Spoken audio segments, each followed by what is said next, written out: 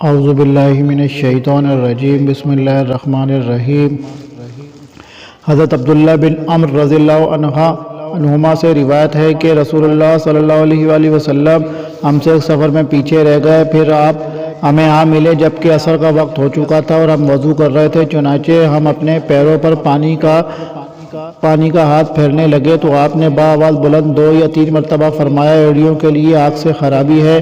فائدہ: بوقت وضو ایڑیوں کے خشک رہ جانے کو رسول اللہ صلی اللہ علیہ وآلہ وسلم نے اتنی اہمیت دی کہ ان کے متعلق وعید کو 3 مرتبہ دہرایا۔ اس سے ثابت ہوا کہ کسی اہم بات کو کئی دفعہ دہرانے میں کوئی حرج نہیں ہے۔ باب نمبر 31، اپنی لونڈی اور اہل خانہ کو تعلیم دینا۔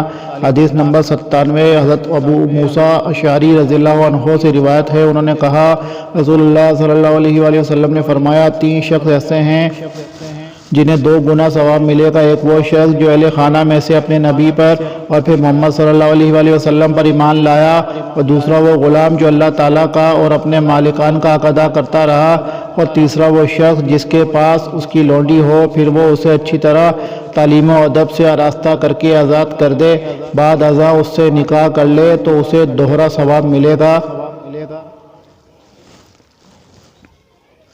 پھر عامر نے کہا، یہ حدیث ہم نے تمہیں کسی چیز کے بغیر ہی دے دی ہے، ورنہ اس سے کمتر مسئلے کے لیے مدینے تک کا سفر کیا جاتا تھا۔ باب نمبر 32، امام کا عورتوں کو نصیحت کرنا اور انہیں تعلیم دینا۔ حدیث نمبر 98۔ حضرت ابن عباس رضی اللہ عنہما سے روایت ہے، انہوں نے کہا رسول اللہ صلی اللہ علیہ وآلہ وسلم عید کے دن مردوں کی صف سے عورتوں کی جانب نکلے اور آپ کے ہمراہ حضرت بلال رضی اللہ عنہ تھے۔ آپ کو خیال ہوا کہ شاید عورتوں تک میری آواز نہیں پہنچی، اس لیے آپ نے انہیں نصیحت فرمائی اور صدقہ و خیرات دینے کا حکم دیا۔ تو کوئی عورت اپنی بالی اور کوئی اپنی انگوٹھی ڈالنے لگی اور حضرت بلال رضی اللہ عنہ ان زیورات کو اپنے کپڑے میں جمع کرنے لگے۔ اس حدیث کو اسماعیل ابن علی نے ایوب سے، انہوں نے عطا سے، انہوں نے حضرت ابن عباس رضی اللہ عنہما سے روایت کیا۔ حضرت ابن عباس رضی اللہ عنہما نے کہا، میں نبی صلی اللہ علیہ وآلہ وسلم پر گواہی دیتا ہوں۔ باب نمبر 33، حدیث نبوی کے حصول کے لیے حرص کرنا۔ حدیث نمبر 99۔ حضرت ابو ہریرہ رضی اللہ عنہ سے روایت ہے، انہوں نے عرض کیا، یا رسول اللہ صلی اللہ علیہ وآلہ وسلم، قیامت کے دن آپ کی سفارش سے کون زیادہ حصہ پائے گا؟ تو آپ نے فرمایا، ابو ہریرہ، مجھے یقین تھا کہ تجھ سے پہلے کوئی مجھ سے یہ بات نہیں پوچھے گا، کیونکہ میں دیکھتا ہوں کہ تجھے حدیث کی بڑی حرص ہے۔ قیامت کے دن میری شفاعت سے سب سے زیادہ بہرہ وہ شخص ہوگا جس نے اپنے دل یا خلوص نیت سے لا الہ الا اللہ کہا ہوگا۔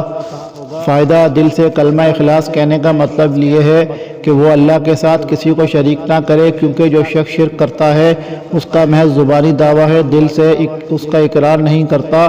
ان میں سفارش کا زیادہ حقدار وہ ہوگا جس نے اخلاص کے ساتھ کلمہ پڑھا ہوگا۔ باب نمبر 34، علم کس طرح اٹھا لیا جائے گا۔ حضرت عمر بن عبدالعزیز رحمہ اللہ نے ابو بکر بن حزم کو لکھا، دیکھو جو رسول اللہ صلی اللہ علیہ وآلہ وسلم کی احادیث ہیں انہیں لکھ لو، اس لیے کہ مجھے علم مٹ جانے اور علماء کے ختم ہونے کا اندیشہ ہے۔ اس سلسلے میں صرف نبی صلی اللہ علیہ وآلہ وسلم کی احادیث ہی قبول کرنا۔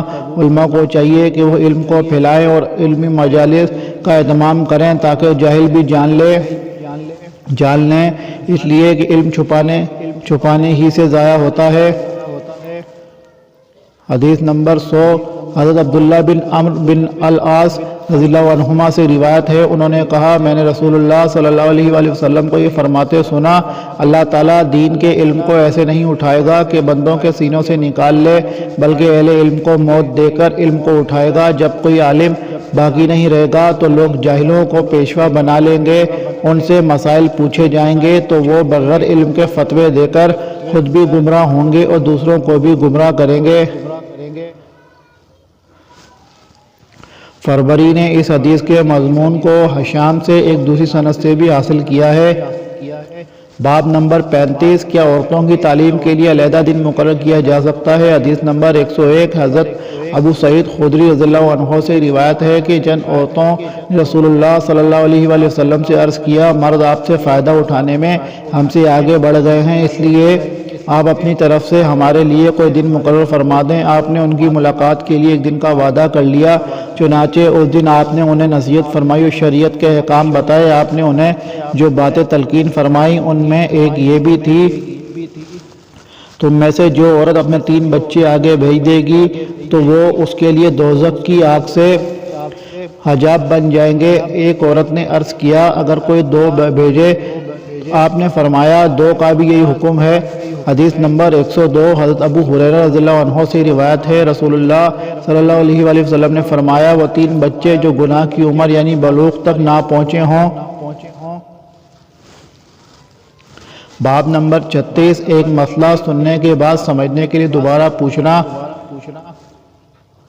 حدیث نمبر 103 ابن ابی ملیکہ بیان کرتے ہیں، نبی صلی اللہ علیہ وآلہ وسلم کی زوجہ محترمہ سیدہ عائشہ رضی اللہ عنہا جب کوئی ایسی بات سنتی جسے سمجھ نہ پاتی تو دوبارہ پوچھتی تاکہ سمجھ لیں۔ نبی صلی اللہ علیہ وآلہ وسلم نے فرمایا قیامت کے دن جس سے محاسبہ ہوا اسے عذاب دیا جائے گا، تو اس پر حضرت عائشہ رضی اللہ عنہا نے عرض کیا اللہ تعالیٰ تو فرماتا ہے اس کا حساب آسانی سے لیا جائے گا۔ آپ نے فرمایا یہ حساب نہیں ہے بلکہ اس سے مراد اعمال کی پیشی ہے، لیکن جس سے حساب میں جانچ پڑتال کی گئی وہ یقیناً ہلاک ہو جائے گا۔ باب نمبر 37 حاضرین کو چاہیے کہ وہ غیر حاضر لوگوں کو علمی باتیں پہنچا دیں۔ یہ بات حضرت ابن عباس رضی اللہ عنہما نے نبی صلی اللہ علیہ وآلہ وسلم سے بیان کی ہے۔ حدیث نمبر 104 حضرت ابو شری رضی اللہ عنہ سے روایت ہے، انہوں نے گورنر مدینہ عمرو بن سعید سے کہا جبکہ وہ مکے کی طرف فوج بھیج رہا تھا، امیر گورنر صاحب مجھے اجازت دے کہ میں تجھے وہ حدیث سناؤں جو نبی صلی اللہ علیہ وسلم نے فتح مکہ کے دوسرے دن بیان فرمائی تھی، جسے میرے کانوں نے سنا، دل نے یاد رکھا اور میری دونوں آنکھوں نے آپ کو دیکھا جب آپ نے یہ حدیث بیان فرمائی۔ آپ نے اللہ کی حمد و ثنا بیان کرنے کے بعد فرمایا مکے میں جنگ و جدال کرنے کو اللہ نے حرام کیا ہے، لوگوں نے اسے حرام نہیں کیا، لہذا اگر کوئی شخص اللہ اور آخرت پر ایمان رکھتا ہے تو اس کے لیے جائز نہیں کہ مکے میں خون ریزی کرے یا وہاں سے کوئی درخت کاٹے۔ اگر کوئی شخص رسول اللہ صلی اللہ علیہ وآلہ وسلم کے قتال سے جواز پیدا کرے تو اس سے کہہ دینا کہ اللہ نے اپنے رسول کو تو اجازت دی تھی لیکن تمہیں نہیں دی، اور مجھے بھی دن میں کچھ وقت کے لیے اجازت دی تھی، اور آج اس کی حرمت پھر ویسی ہی ہو گئی جیسے کل تھی۔ جو شخص یہاں حاضر ہے تو چاہیے کہ غائب کو یہ خبر پہنچا دے۔ حضرت ابو شریح سے پوچھا گیا عمرو بن سعید نے حدیث سن کر کیا کہا؟ انہوں نے فرمایا عمرو نے کہا ابو شریح میں آپ سے زیادہ جانتا ہوں، بلا شبہ مکہ کسی گناہ گار کو پناہ نہیں دیتا، نہ کسی کو قتل کر کے فرار ہونے والے کو اور نہ چوری کر کے بھاگنے والے کو۔ حدیث نمبر 105 حضرت ابو بکرہ رضی اللہ عنہ نے نبی صلی اللہ علیہ وآلہ وسلم کا ذکر کیا کہ آپ نے فرمایا بلا شبہ تمہاری جانیں تمہارے اموال محمد بن سیرین کہتے ہیں۔ آپ نے یہ بھی فرمایا تمہاری عزتیں تم پر اسی طرح حرام ہیں جس طرح تمہارے آج کے دن کی حرمت تمہارے اس مہینے میں ہے، خبردار حاضر غائب تک یہ بات پہنچا دے۔ محمد بن سیرین فرماتے ہیں رسول اللہ صلی اللہ علیہ وآلہ وسلم نے سچ فرمایا، ایسا ہی ہوا، آگاہ رہو، جواب دو، کیا میں نے فریضہ تبلیغ ادا کر دیا؟ آپ نے ایسا دوبارہ فرمایا۔ فائدہ رسول اللہ صلی اللہ علیہ وآلہ وسلم نے یہ خطاب حجۃ الوداع کے موقع پر فرمایا، اس کی تفصیل گزر چکی ہے، بقیہ مباحث پر تفصیلی گفتگو کتاب الحج میں آئے گی۔ محمد بن سیرین فرماتے ہیں کہ آپ کا ارشاد صحیح ثابت ہوا، حاضر صحابہ کرام رضی اللہ عنہم نے رسول اللہ صلی اللہ علیہ وآلہ وسلم کے فرمودات کو غائبین تک پہنچانے میں پوری کوشش کی اور اپنی تمام تر توانائیوں کو صرف کیا۔ پھر غائب محدثین و مجتہدین نے رسول اللہ صلی اللہ علیہ وآلہ وسلم کے کلمات طیبات سے بے شمار مسائل کا استنباط کیا۔ باب نمبر 38 نبی صلی اللہ علیہ وآلہ وسلم پر جھوٹ بولنے کا گناہ۔ حدیث نمبر 106 حضرت علی رضی اللہ عنہ سے روایت ہے، رسول اللہ صلی اللہ علیہ وآلہ وسلم نے فرمایا دیکھو مجھ پر جھوٹ نہ باندھنا، کیونکہ جو شخص مجھ پر جھوٹ باندھے گا وہ یقیناً دوزخ میں جائے گا۔